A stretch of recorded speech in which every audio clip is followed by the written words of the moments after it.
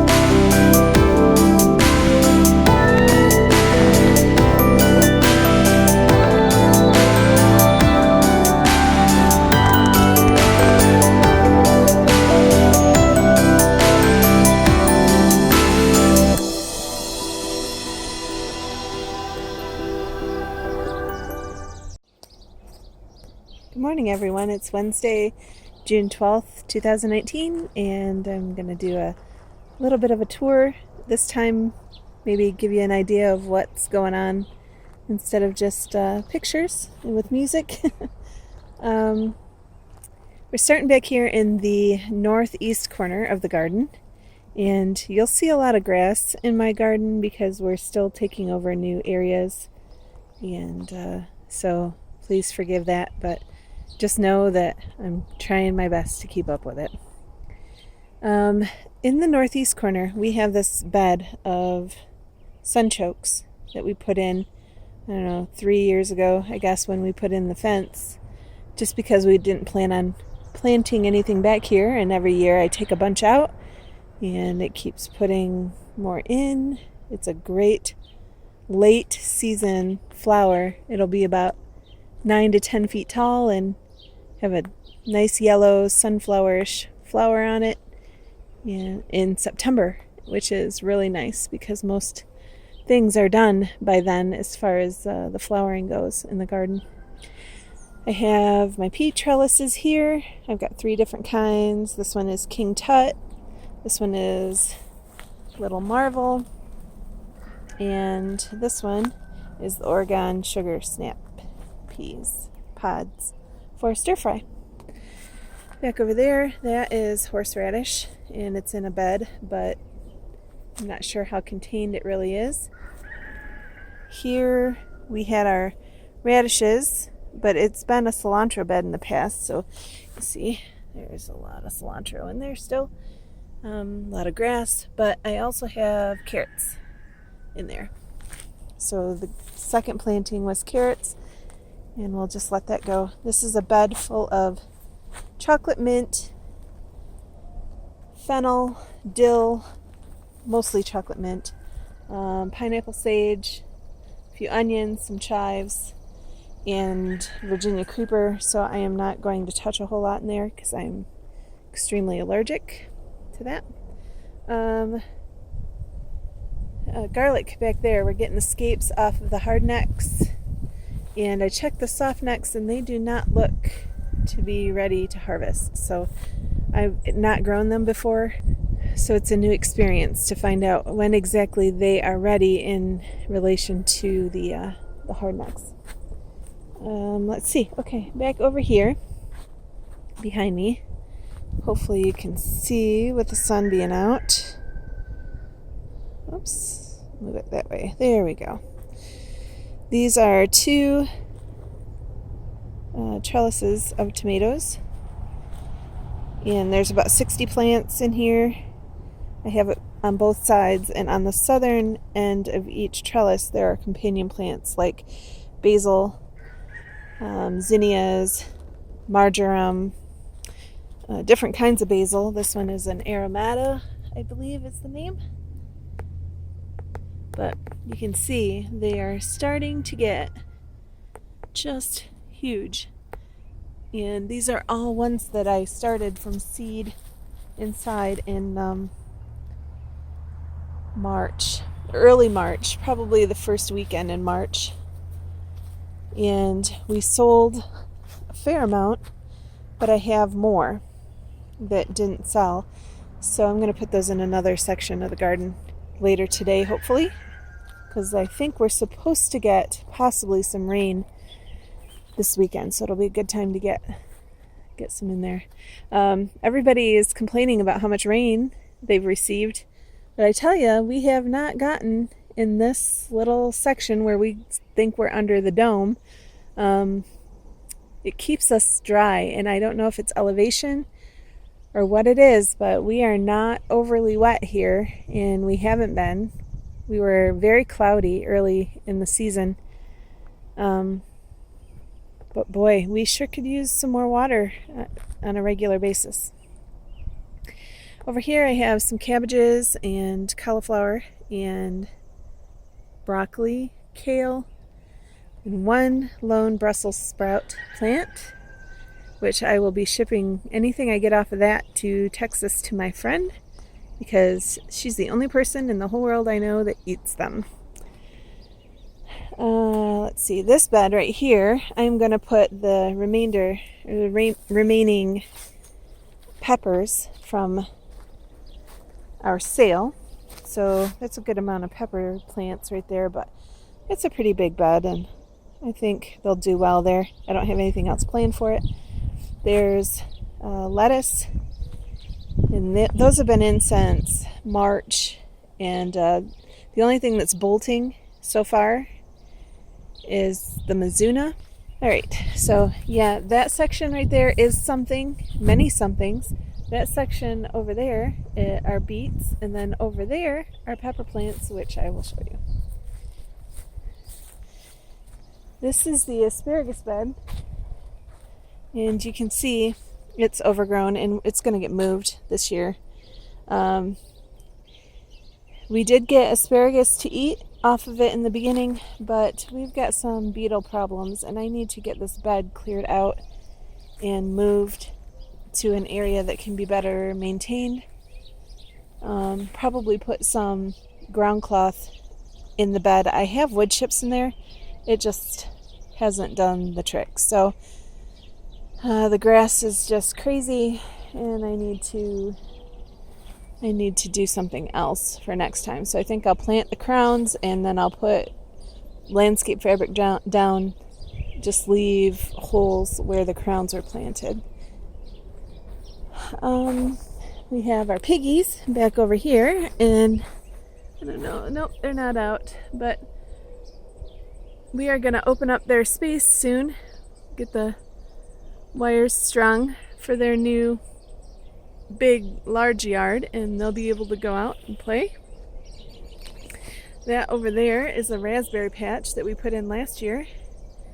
It's got 3 kinds of raspberries. 2 are fall bearing, or well, they're ever bearing, but they're mostly fall for the fall, and then 1 is for summer. This right here, there are 60 something pepper plants in these 3 strips right here. 1, 2, 3. And they are getting grass like crazy, so I'm going to have to weed these soon and put straw down. I have straw. I just have to have time. In this bed here, there are peanuts. And these peanuts are Tennessee red, or red Tennessee.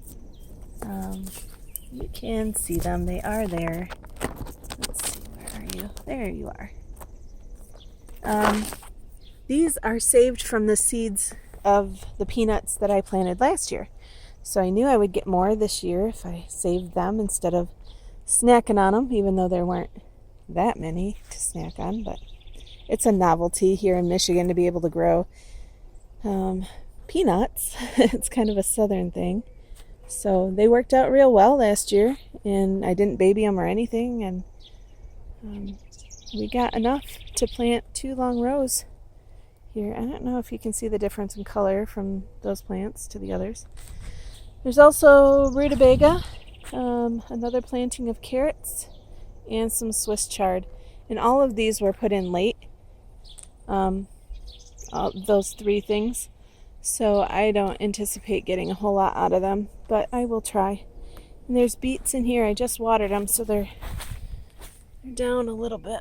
You can see they are in there. There's also cilantro from some weird place. I don't know. It could be that I weeded a plant out and it had coriander seeds on it. I don't know. Giant lilac tree that the previous owners put in, and I have no way of moving that without killing it. So I guess it's just going to stay. One of my flower gardens that I've put in.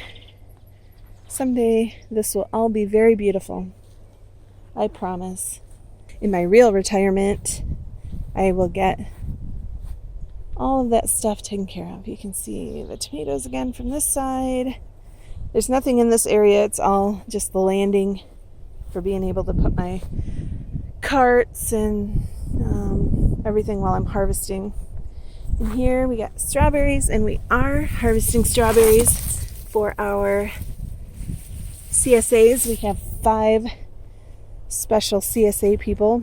We can't do more than that, but we do one that has fruit and honey and tomatoes.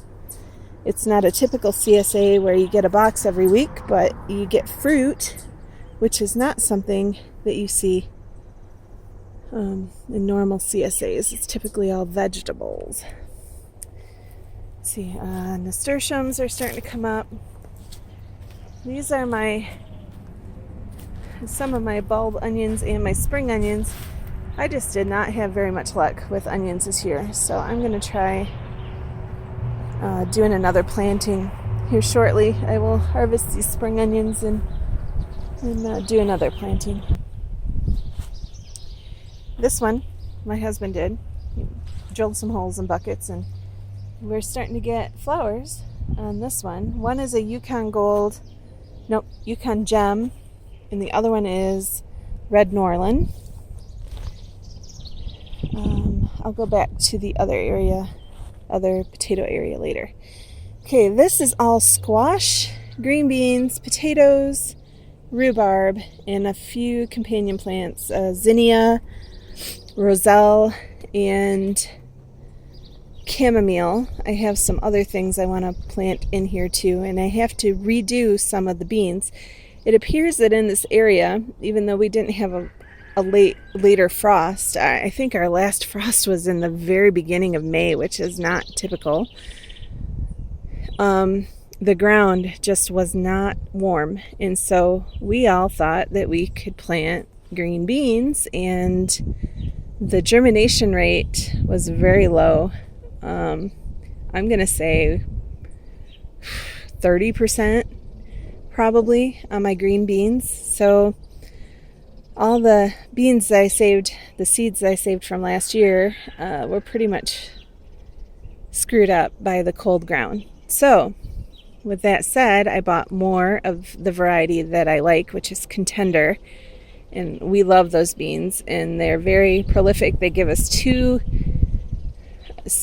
basically two seasons. The second one is obviously smaller than the first one, but enough that I can harvest enough for us to save for the entire year. I can sell some, and that's off of the first harvest or first round of flowering and fruiting. And the second one I can use to leave the beans on the plants and get seeds for the next year. As you can see, I have to weed, and this grass is not very deep. This was a tilled area. I don't think we're going to till it again. This is the second time we've tilled this area, and I don't prefer to do tilling. So we're just going to pull the weeds or pull the grass. It's mostly grass. There's some lamb's quarter, and there is some thistle in there, which makes everything just more difficult. Anyway, we have summer squashes, and you can see these little nests of straw where they actually came up. And then you've got other spots where I had to replant because, again, the ground was way colder than I guess it was supposed to be for that time of year, or for having not frosted anyway. Maybe it was because it had been raining a little bit, enough to keep everything cold or cool, and we didn't have a lot of sun, so I probably should have tested the temperature before I did it. Anyway, we do have some fairly far along plants, which is good. So we'll be getting summer squash shortly. Hopefully see some flowers in the next week or so. If I come up here and try not to step on my new plants, you'll see we had corn in this area last year, and we've got corn coming back up. So we're going to leave those and see what they are, which ones they are. They're probably the glass gem corn for the spot that they're in, but they could have been moved from anywhere with the tilling, so we'll see. I had more of the glass gem last year than any of the other ones. Contender beans.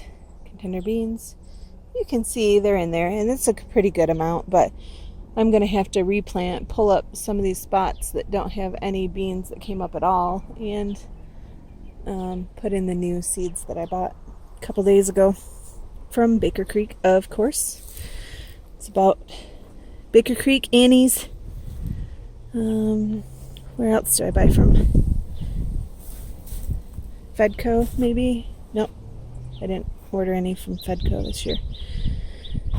Alright, and this is our long potato bed. It's half Yukon Gems and half Norland, red Norland.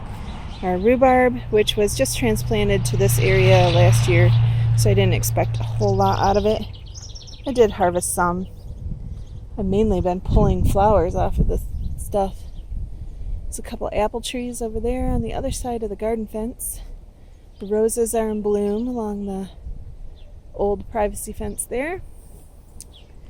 And let's go back. I didn't show you where I have cucumbers in the other potato bed. Grass everywhere. Okay, so this trellis is a cucumber, and you can see I've got a couple of branches up there that I need to take down. We have been taking branches off of this tree, or these two trees, but they keep growing and they keep weighing down, so I'm going to have to take some more off. There's still a pretty healthy height to them, so it won't be a big deal. But here's the other potato bed. Those are two different kinds of cucumbers on that trellis. There's 6 cucumber varieties on these 3 trellises, and then we're back to the peas. Now, I'm dumb, and I didn't think about the wind. So you'll see these ones grew up the trellis just fine. And these are the same varieties on the opposite side. But the wind pushed them off the trellis, and so now they're just clumps. So I was trying to be organized this year, but not so great. Next year I will plant on the outside of the trellis on this side instead of the inside. We have cantaloupe on this one coming in. Runner beans here. You can see them behind there. They're starting to come up. And then this one has runner beans also, and Virginia creeper, which, that stuff right there, I don't even want to look at it. It's horrible. It's so horrible for me. Yeah, you can see how big this runner bean is behind this particular pea. So I don't know if it's just the variety of runner bean or if the peas are helping that particular variety. On this side, we got another runner bean coming up. Virginia creeper. And This one is the Kentucky pole beans, which I always grow some because they usually come up after the bush beans are done or almost done. Then the pole beans are in, so we have a good amount of beans. And then right here are birdhouse gourds, so those are starting. We do have pea pods. Where are you, pea pods? There you are. And I picked some last night, and my 7-year-old ate them with me. But I was kind of hoping that we'd get enough to put in the freezer. Maybe get a couple of meals of stir fry. That's the whole point, is to have fresh eating and put some away. So this one is not really going that well. I see some on here, but I can't see like I should be able to because I was dumb. All right, well, that's about it for this garden. Next week when I do another tour, you'll see these. It probably will be up to about there, I would say. They are really going crazy. And I have, had to put drip irrigation on them. Because like I said, we're not getting the water that everybody else is. So, I don't know. I'll take what we can get, but we are very dry in this particular spot. All right. If you have any questions about varieties, I have, I'm going to say about at least 15 different varieties of peppers and tomatoes. And as they come on, of course, I'll be able to show you better what ones are which. But for now, we're just putzing along, enjoying the sunshine and letting the grass grow, I guess. So anyway, I will talk to you next week. Bye.